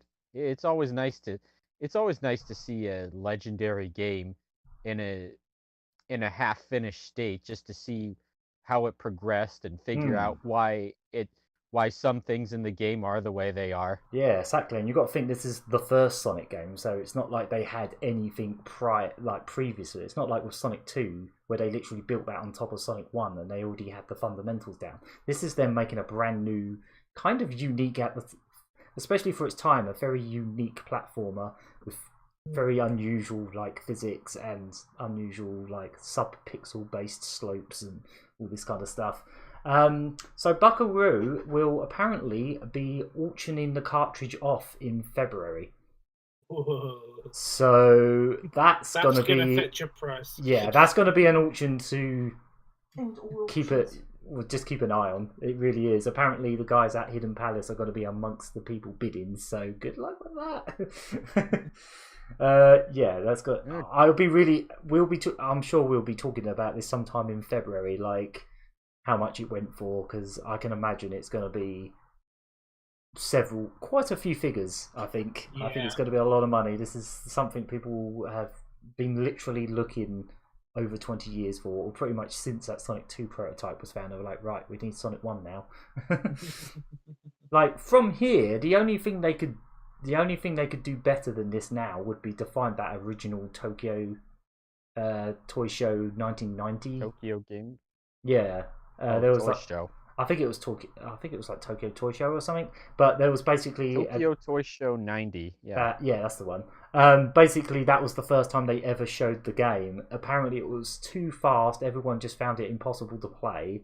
It had multiple layers of parallax with all the trees in the foreground and the background and all kinds of stuff. Also, instead of Banix, there were little purple Goomba looking things. So we have magazine scans of what this looks like, and that's it. It's literally like a little demo where you run along with one enemy. That's kind of it. But if they ever find that, that's the holy grail. That is the holy grail, if anyone can ever find that. But this is still phenomenal that they've got to this point where they've actually basically found prototypes of every single Sonic game at this point. Because there was also that Sonic Adventure one a while back where they actually found the old version of Windy Valley, and there's loads of stuff. I think they did find a Sonic Adventure 2 prototype the other week as well, and it was a pretty close to the final build. They did. I was watching this stream. I only watched when they showed the Sonic Spinball and Sonic Adventure 2 prototypes. But yeah, I watched most of the Sonic Adventure 2 one. That one looked like it was just a month. That was like a month or two before the game went gold. So I imagine there was just a few more bugs to squash and a few more things to adjust before it was retail worthy. Yeah, the most interesting thing about when they showed Sonic Adventure 2 was the Chow Garden had a full debug mode where you could actually look at every single bit of emotion and behavior in each Chow, by numbers. You could literally see everything. Apparently they have a gluttony bar, and they have a selfishness bar. All this stuff that you'll probably never notice from playing the game, because they are quite simplistic. They don't have that many emotions, but they have hundreds of little things that can go either left or right or into hero or dark and all this kind of stuff. And they were showing you in real time when you do stuff how those bars move around. It was so weird. Just seeing literally how they made that Chow engine tick. All the numbers that make it work. But going back to maybe they were worried about it being a little too complicated in the final game. Yeah, maybe. Which is why they dialed back on stuff like the gluttony bar and the selfishness bar. Yeah, there was loads of them. I can't even remember them all off the top of my head. But going back to Sonic 1, not only will Buckaroo be selling the cartridge on eBay, there's also going to be an article about how this cart was found in the next issue of Retro Gamer. Oh. So apparently they've been planning this for quite some time, and they didn't go into much detail on the on Hidden Palace's website about how this cartridge was obtained. And it is a normal looking Mega Drive cartridge. It's just a cartridge with a very worn sticker saying Sonic the Hedgehog on it. That's all it is. It doesn't in some default impact looking font. But it's just, I don't know how. I guess we'll have to read that issue of Retro Gamer next month to see more details about how it was even found, to be honest, because like where it came from. Yeah, it was in an American style cartridge as well, so that makes me think it was found somewhere, maybe in America, because it definitely wasn't a Japanese cartridge or anything like that. So yeah, it was in like a proper American, shell. So yeah.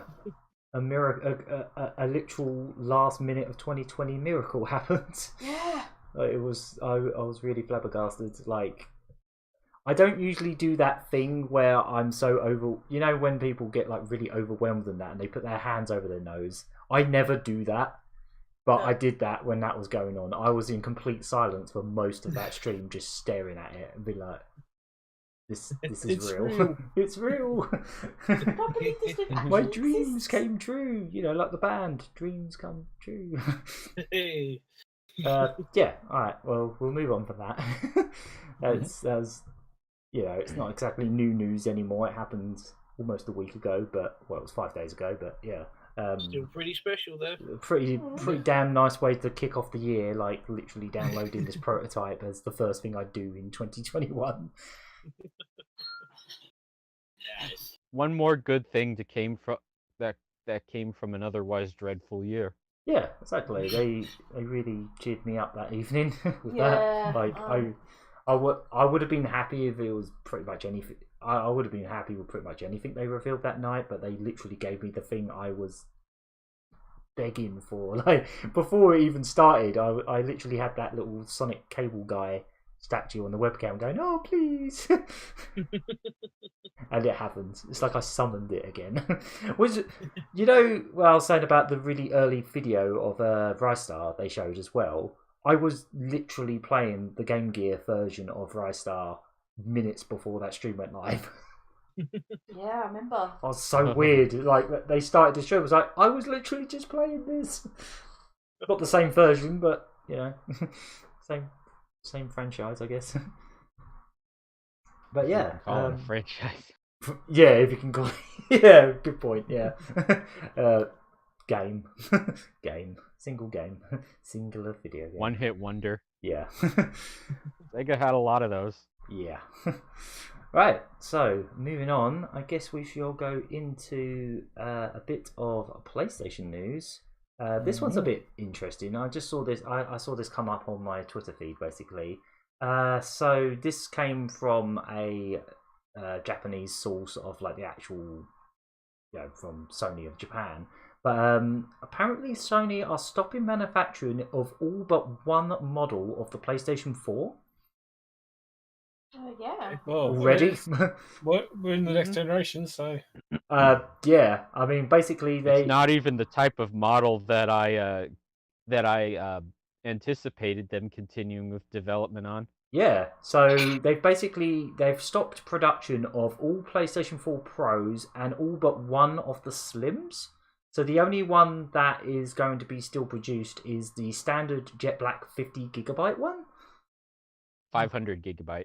Is it? Oh, why did I think it was 50 50? gigabyte. 50's not a lot. 50 gigabyte would have been 50 gigabytes would have been acceptable in the PS3 days, but not now. No. Yeah, that's half the Call of Duty game right there. Maybe that was 50 gig. maybe that was a typo in the tweet. Yeah.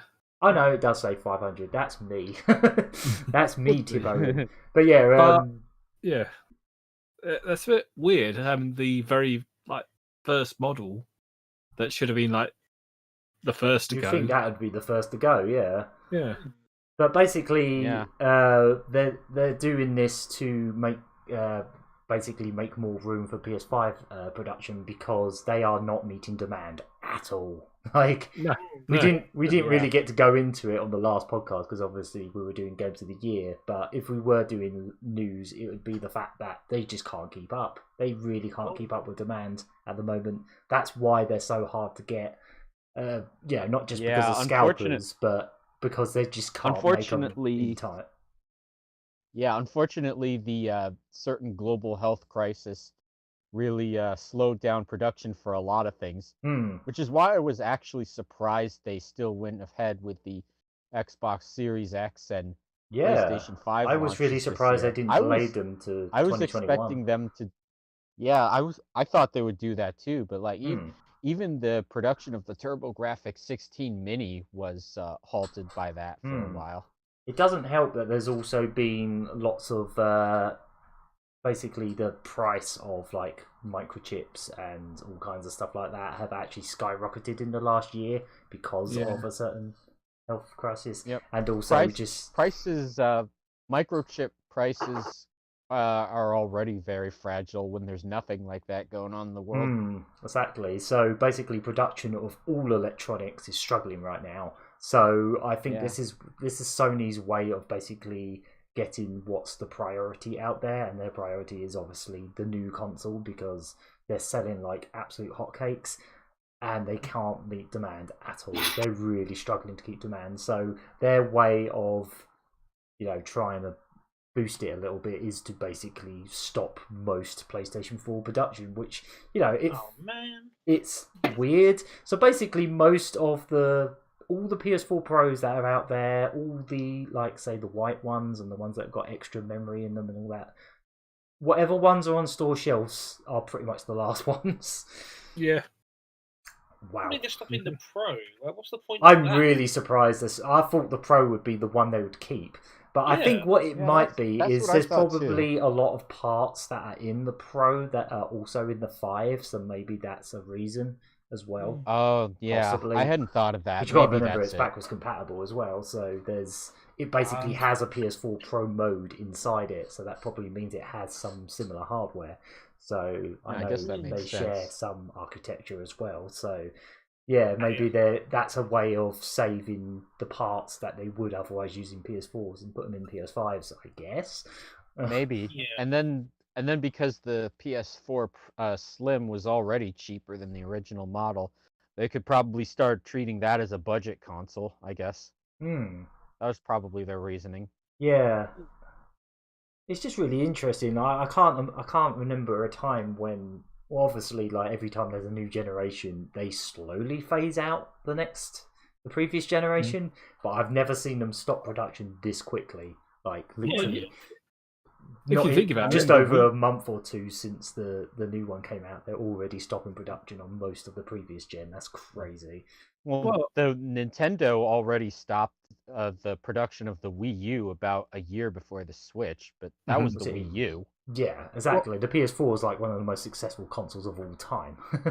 Yeah. The PS2, that ended production about a month before the PS4 come out. Yeah. So throughout the whole the PS2 PS3 was era, going for an insane amount of time because it is still probably the best-selling console ever made. I think at this point It is definitely still the best console. Not best. The best-selling console as of Some this people would say episode. best. But yeah. I'm still betting the Switch will eventually beat it, but we'll see. We'll see. I guess. I'd like to think so as well, but there's a lot of PlayStation fanboys out there.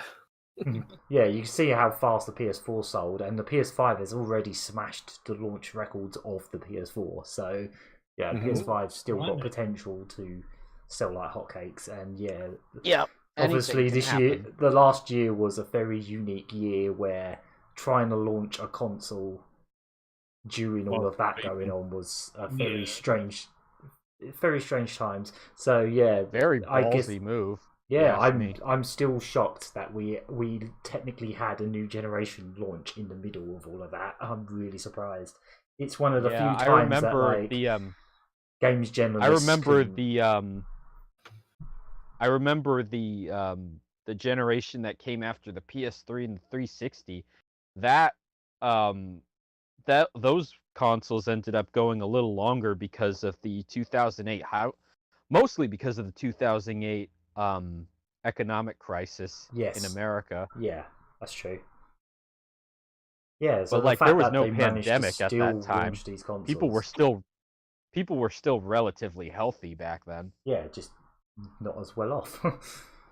But yeah, so yeah, I just thought this was really interesting. How they're already like, I suppose they're having to. It's kind of like a necessity for them at this point to just like quickly get try and get those parts into well, I presume some of the. I don't know how the PS5 is built, whether it does share some of the same stuff, but if it does, I would assume the parts they would be using for PS4s will go into 5s. And yeah, hopefully, I don't know, but I know that with backwards compatibility, they don't have to. They no longer have to do what they did with the PS3, where they included the Emotion Engine chip from the PlayStation 2 into the system. They don't actually need very specific processors like that anymore, because that's not how consoles are built today. No, they have much more standardized formats and stuff now, so they can pretty much go from one gen to the next without too much change. Like the change between 2 and 3 was so different that most developers didn't know what to do. But yeah. Right, and the chips for both the PS2 and the PS3 were so unique compared to how most other processors for other systems, including computers, how they worked at the time. Yes, those systems were notoriously difficult to develop for. Yes, and people put up with people put up with it with the PlayStation 2 because of how well it sold. So there was still money to be made. Exactly. PS3 was when it started to get really difficult because it wasn't I think selling Sony quite really as well. learned from that. I think they really learned. Yeah, and especially because yeah, and especially because even since the original Xbox, those were already based on PC architecture, which most developers were already familiar with. Yeah, and even the Dreamcast to a lesser extent. Yeah. I think like stuff like the PS3 really put a wind into like Sony to just standardize their format to be very similar to Xbox, so people can just make their games for both, and even to some extent the Switch has similar kind of stuff in it. It does. Nintendo kept using unique processors up until the Wii U. Yeah, of course. Yes, and then they started partnering up with Nvidia for the Switch, but yeah. Yeah. Up until the Wii U, and I think the GameCube and the Wii did it as well. They were using PowerPC architecture, which was only really used in Macs at the time. And Macs don't even have that anymore. Yeah. Right. So, next bit of news. This literally just happened earlier today as well. Is Nintendo have actually made an acquisition. Like, they're not really one of those companies that does that. They don't really buy out companies often, but this one makes so much perfect sense. I'm surprised they didn't do it earlier. So I thought they already did it. Exactly, yeah. They've had such a close relationship. It's surprising this hasn't already happened. But basically, Nintendo has purchased 100%, now owns the Vancouver-based studio Next Level Games.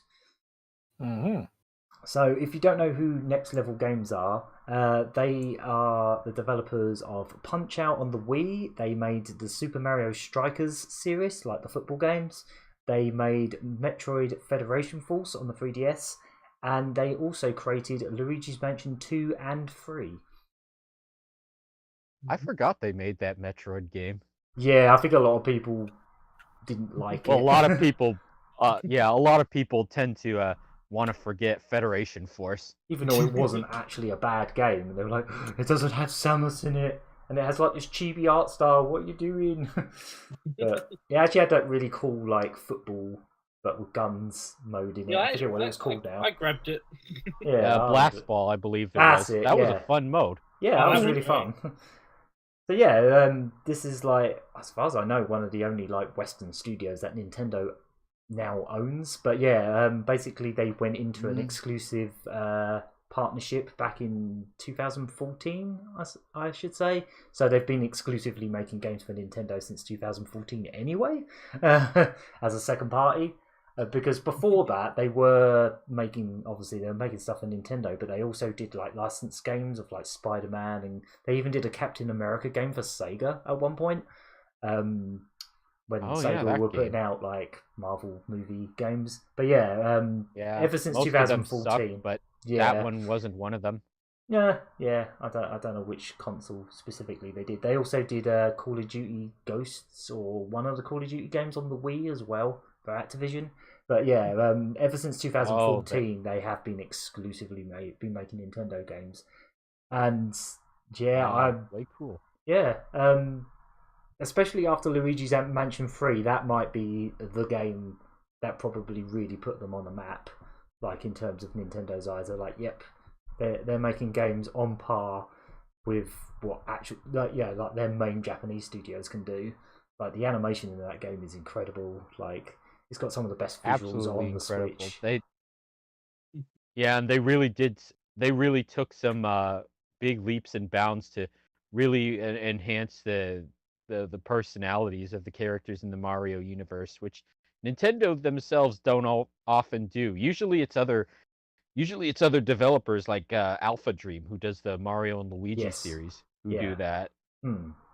So in terms of acquisitions, in the past, they did buy out Retro Studios back in 2002, for obvious reasons, Metroid Prime, and they also did purchase Monolith Soft at one point as well. So it's not like they're the kind of people. It's not like they don't acquire people. You know, people don't really think of Nintendo as doing that because they tend to make their own games and they don't tend to need to get other people in. But they have in the past done that. You know, gotten pretty good, healthy relationships out of a lot of those studios they have purchased, especially like Monolith Soft. They've done quite a lot of stuff with since, and I can just see even more good times for next level games coming up for Vancouver in general in Canada. Like this is going to be really good for them to be like, you know, 100% official Nintendo studio essentially.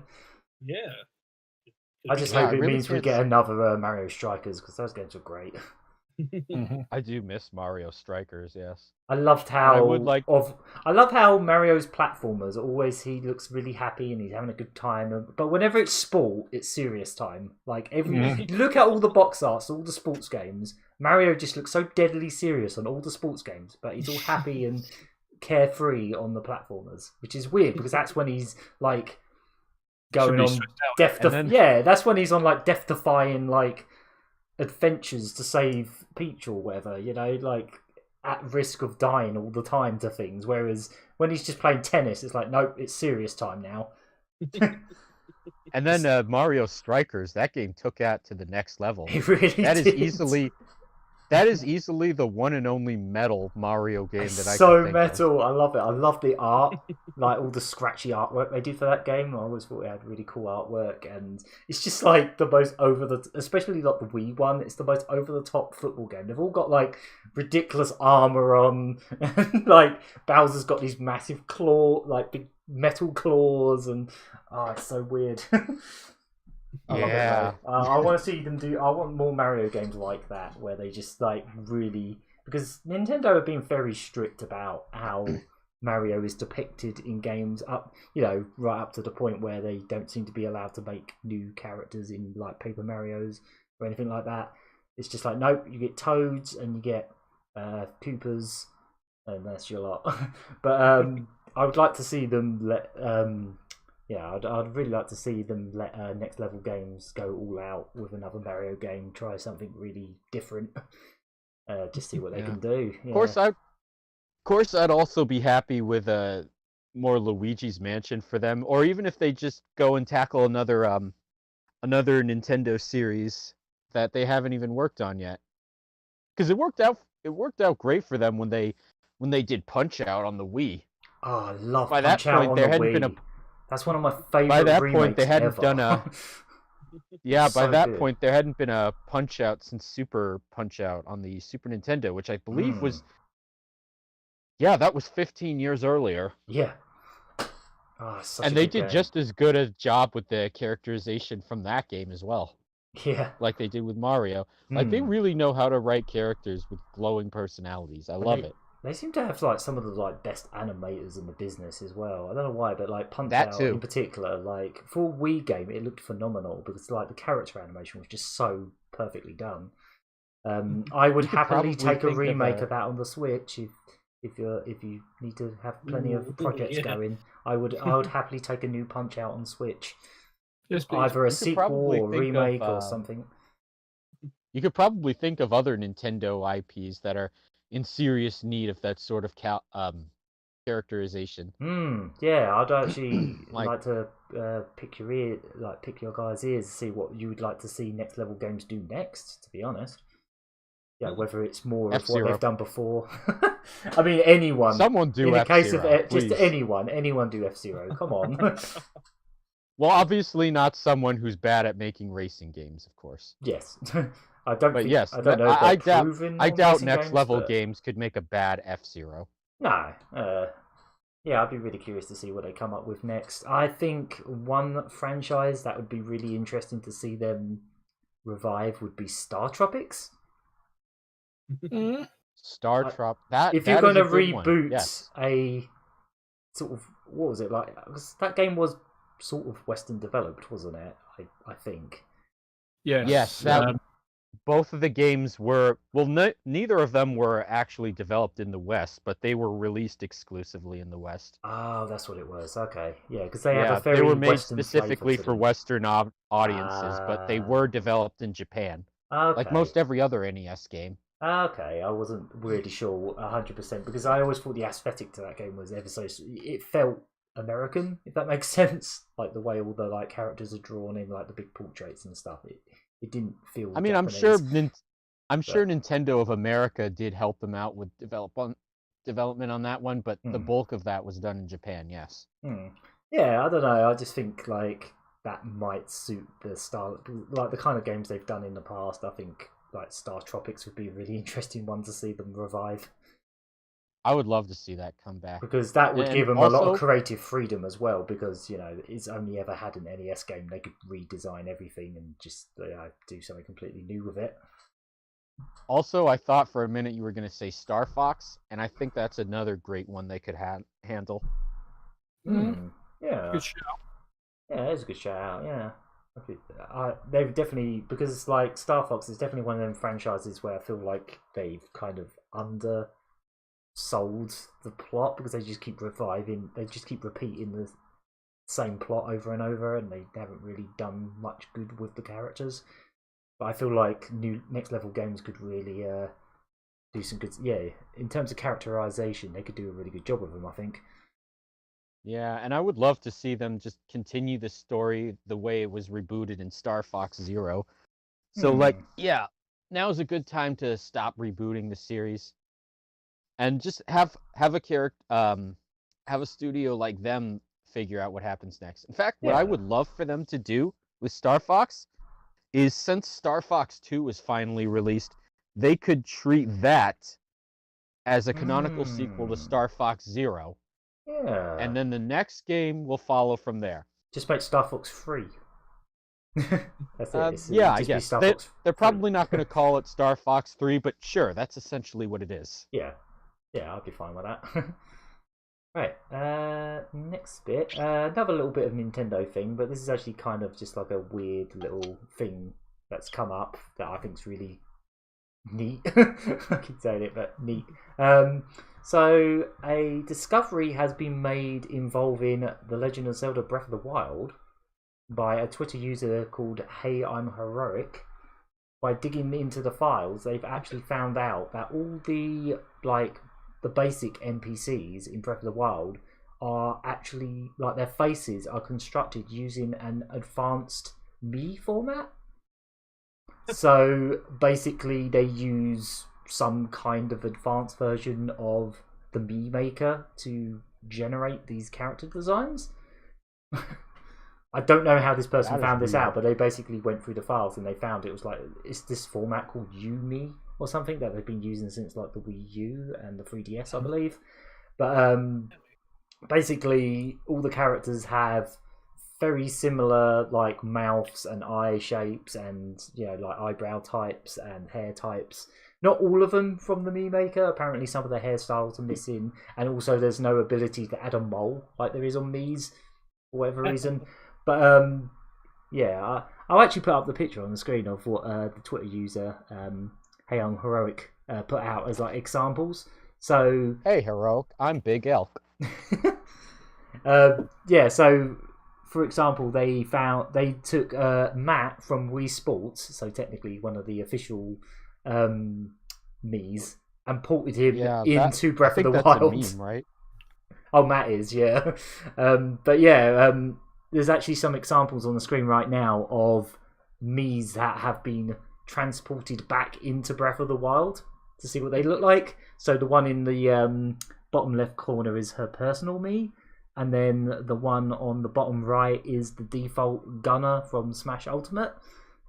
So you can sort of see where the hairstyles are similar, but not exactly the same. But you can sort of see the similarities to some extent. You can see how the eyes and the eyebrows all work. see them.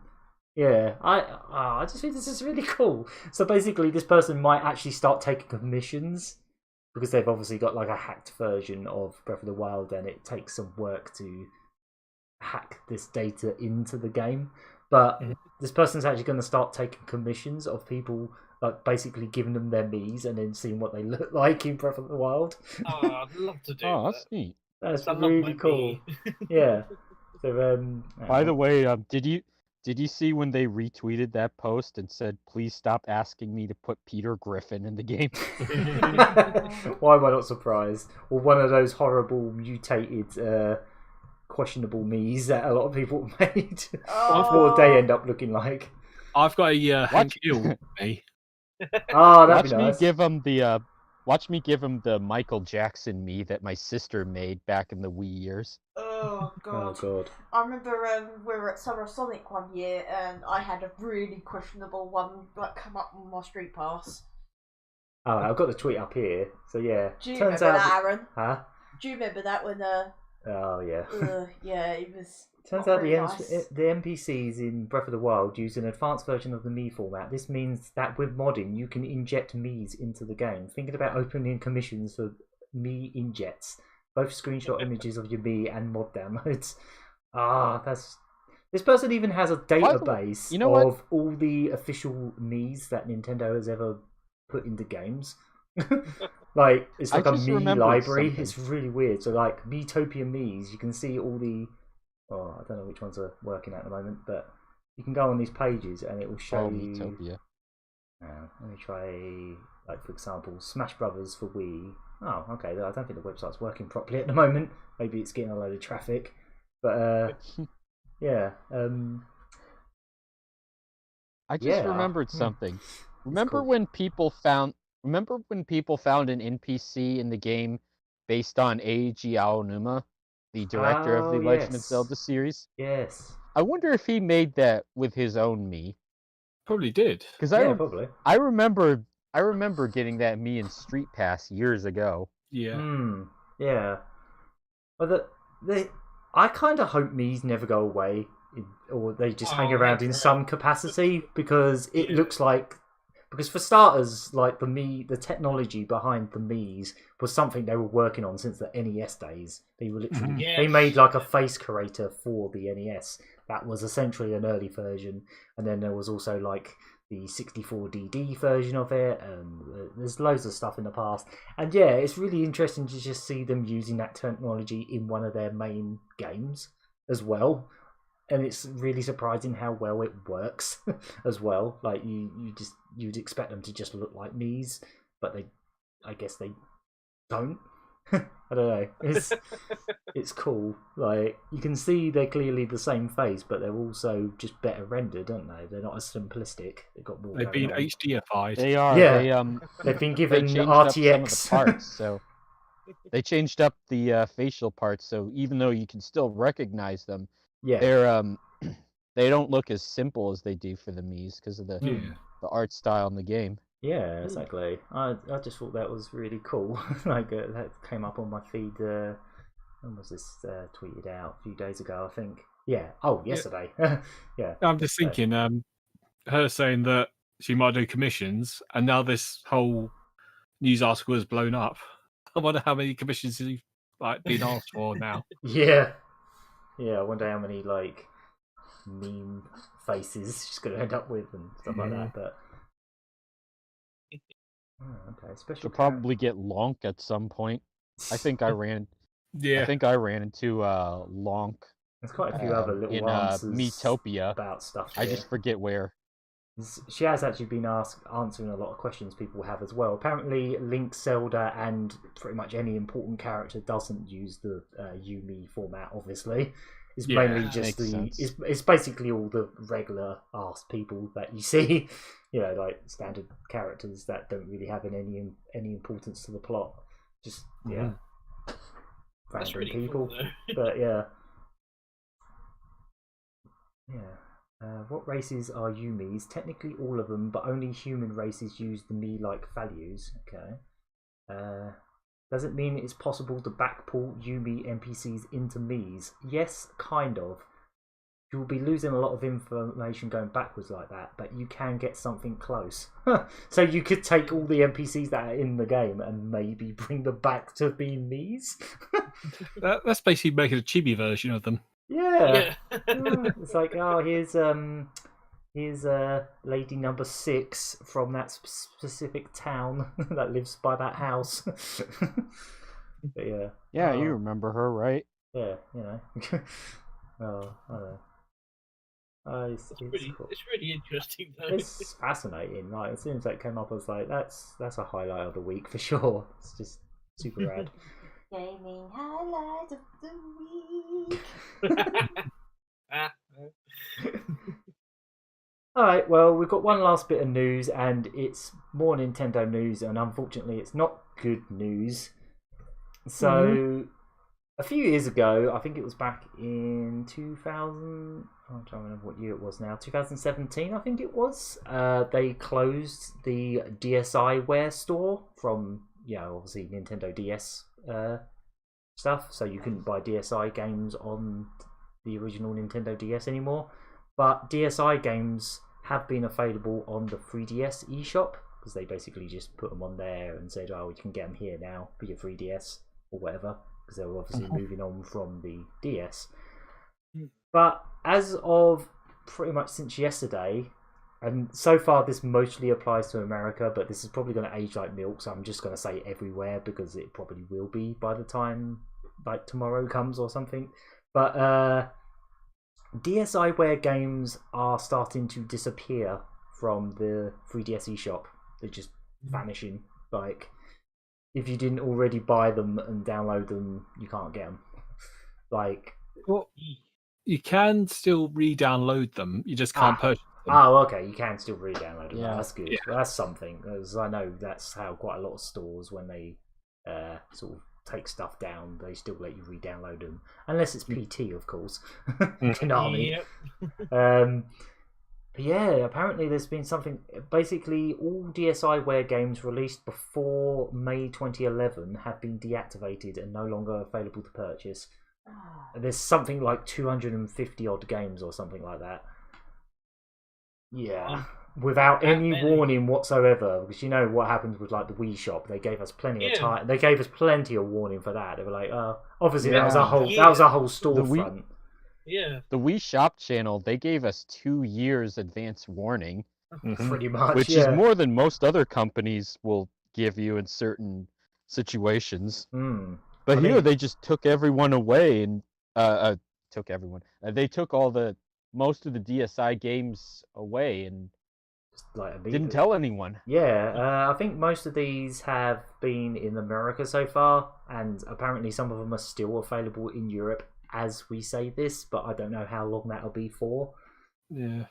They probably said to themselves, oh, let's see if anyone notices, and then a lot of people have noticed. Yes. So I suppose the reason they didn't give a warning is because it's not a closure of an entire shop. It's just certain products from said shop, but it's still really Maybe bad so, that but they've done this without any warning. Yeah, I really hate that Nintendo seems to be a lot more interested lately in taking things away rather than giving things to people, or even just selling things to people. Yeah. I mean, I can't imagine people were exactly buying DSiWare games that often. Probably at this point, not. But still, the fact that they, I understood why they closed the DSiWare shop, because they were trying to conglomerate everything into one eShop. But the fact that they've just taken a bunch of these games off without any warning that were, readily available to play on your 3DS. Games including Shantae Risky's Revenge. There was a an exclusive WarioWare game on there called yeah, WarioWare WarioWare Snapped. Oh. There was There Dr. were Mario two other Express. There WayForward was games. a Mr. Driller game on there. Yeah, there was also Mighty Flip Champs and Oh, one other yes. game from WayForward. Hmm. And I think the DSiWare shop even had its own version of Dragon's Lair. I think so, because everything does at this point. But yeah, I can't really say for experience what is there that's exclusive anymore, because I think a lot of the games that are on there have been ported elsewhere and whatnot. You know what? I just thought of something else because I own one of these games. Oh, okay. Nintendo had a couple of DSiWare games of their own. Yeah, of course. And a couple of them were actually Game & Watch games. Yes, that's true. Yeah, so I actually have Game & Watch Donkey Kong Jr. on my 3DS. But there were others besides just that one. Oh, that's interesting. I never really Yeah, paid much attention to the DSiWare store because I never had a DSi, so I guess there was that. But neither did I, but occasionally I would see stuff on the 3DS shop. But there were some applications too, I think. There was, there was a Mario. There was a Mario clock and a Mario Mhm. calculator, I believe. One of the games I saw on that, because I was looking on the list of games that were or are starting to disappear from the DSiWare store, I was surprised to see there's a sequel to a game on the Amiga called Oscar, which was a reskin of a Trolls game that I played as a kid. It's like a sequel to that on DSiWare, and as far as I know, it's not on anything else, but I suppose I could look it up. It's not a very good platformer, let's be honest. It's a very mediocre one. But I was just really surprised to see that on that list. I was like, of all things. There was also some Pokemon stuff. I don't remember. Some of these were 3DS games. I don't remember which ones, but I know there was at least one Pokemon thing that was supposed to work with Pokemon Black and White, and you could get an exclusive Pokemon from that game to transfer over to Black or White. Oh, it's not Ranger, is it? Or no? Or I recall there was a 3D Pokédex. I don't remember if that was the 3DS game. There was also Pokemon Dream Master, I think it was. Oh, that's what I was thinking of. Because Black and White had that dream thing where you can't do this anymore, but you can enter your Pokemon's dream world when you're away from the game. So I think this had something to do with that. Okay. Oh yeah, I really missed out on that. Which brings up another point. There's DSi games like this that had exclusive features when paired with other games. And Matt Bozon, the creator of Shantae, he made a tweet talking about one of these things where if you own the other two WayForward developed DSi games, you could get special gems in Shantae Risky's Revenge in one of the shops in Scuttletown. And I guess this was a feature that wasn't really brought back in the director's cut version of the game that's available on other platforms. I've also seen on here there's some kind of Blaze Blue spin-off called Blazy Blue Super Melee Action Battle Royale. That's right. I remember that now. There was also that weird Blaze Blue parody game. Yeah.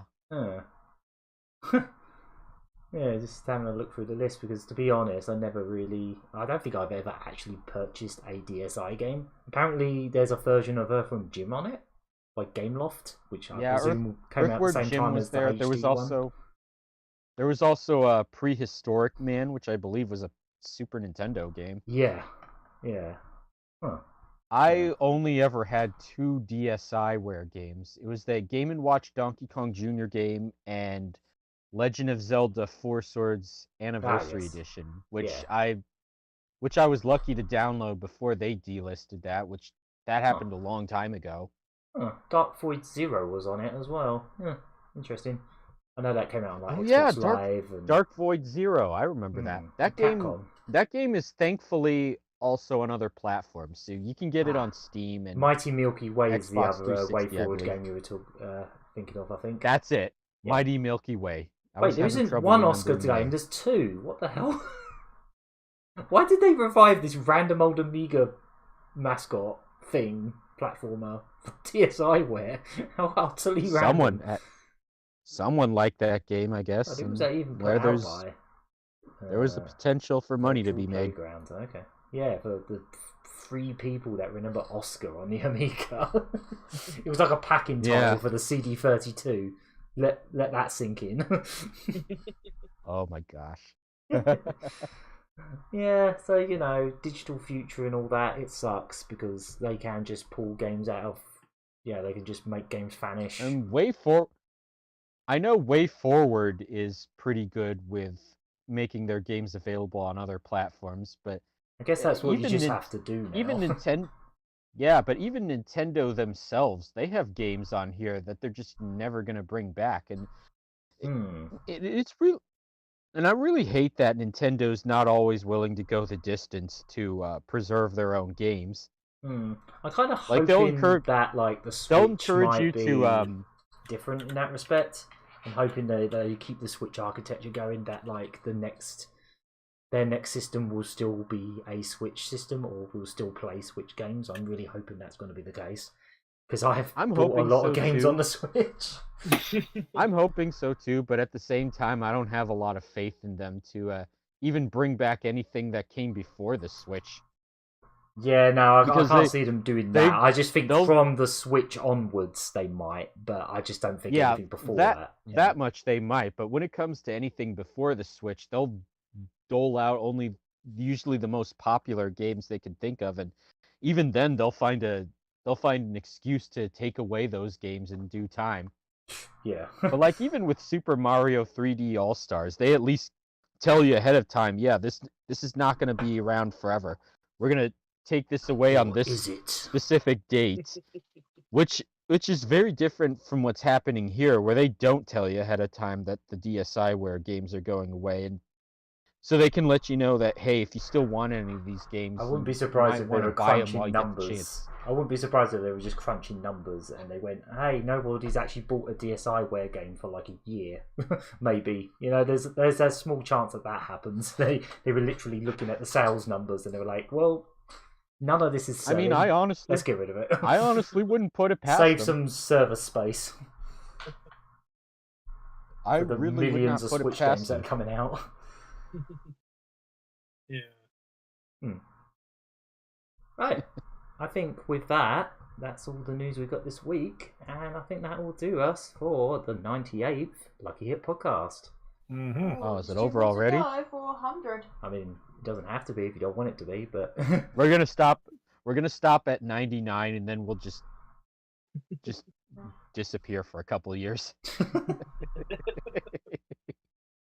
just to wind people up, we'll just get to 99. Right, so I have been AnimatedAF. I've been CherryT. Been Murry Curry. I've been Hunk Thunder. And I've been Elk, and I can't really think of a joke to end with. I'm sorry. It's alright. It's fine. There we go. Right, and I guess we'll Actually, see... you know what? I'll say something for the people listening. If you have any jokes you want me to begin or end the podcast with, leave them in the comments below, and I'll read whatever ones I like best. I'll go do and that. if no one gives us anything, and I'll just try to come up with something, I guess. That's more likely. Right, we'll see you next week, hopefully. See you later. Yep. Bye-bye. Bye. You guys better leave me something to say, because if I have to think of something, there's no guarantee you'll like it. Right. Or that it'll be PG. Right, bye. Bye.